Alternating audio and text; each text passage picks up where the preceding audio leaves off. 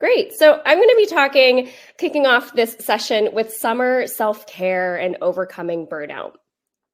And, just to kind of have as a disclaimer, I'm not a professional in terms of mental health, wellness. I don't have any certifications when it comes to understanding and overcoming burnout. But hopefully, like many of you who are here in this session today, you've gained some curiosity or you've experienced burnout yourself and you feel it so deeply that you want to do something about it. So that's a little bit of where I'm coming from, especially given the pandemic, post-pandemic, the return to a really, really busy lifestyle and schedule.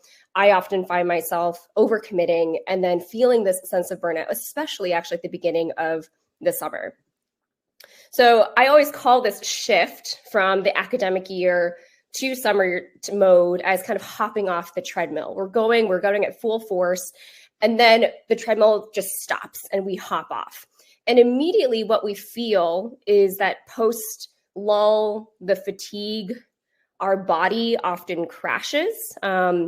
It's kind of like that same idea of crash and burn. Sometimes you'll realize that you get sick when you're on vacation. You're like, why am I getting sick? I'm supposed to be relaxing. And that all comes from being stuck within this stress cycle that I'm going to talk about in the next few slides. And the need really for stretching.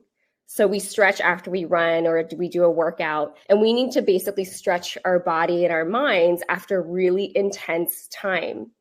We also kind of shift into this guiltiness of doing less or finding our lack of purpose or what our purpose is now that we have so much space within our schedule, and wanting to catch up on a lot of those things that we often get left behind within those busy months. So that could be work projects, learning new repertoire. I know for me, it often ends up being like prioritizing my health, since that usually ends up falling low in my priority list during the academic year. So I'm going to introduce this book that has been extremely influential for me. It's also a book that I referred to a lot when I recently presented at the MTNA National Conference in Atlanta about burnout. And this book, Burnout: The Secret to Unlocking the Stress Cycle, is written by two sisters, Emily Nagoski and Amelia Nagoski.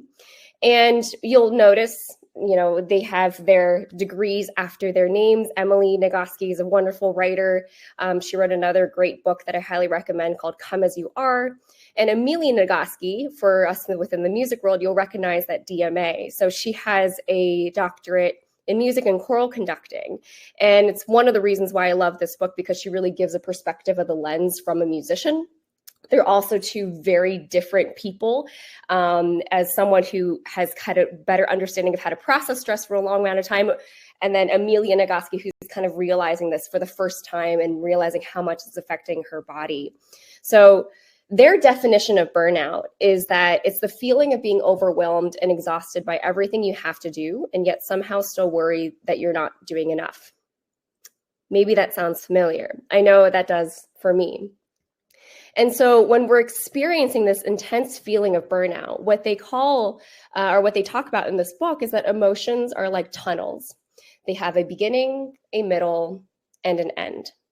And here's this wonderful figure that was crafted by the Musing Mind, which utilizes the research that the Nagoski sisters have created in burnout of what the stress cycle looks like. So let's take this example now, this wonderful time that we're in where the stressful academic year just ended. But that was the stressor, right? The stress was the crazy schedule, the amount of recitals that you had to attend, the number of organizations that you had to be helping out with and working with students. That's your stressor. That's part one.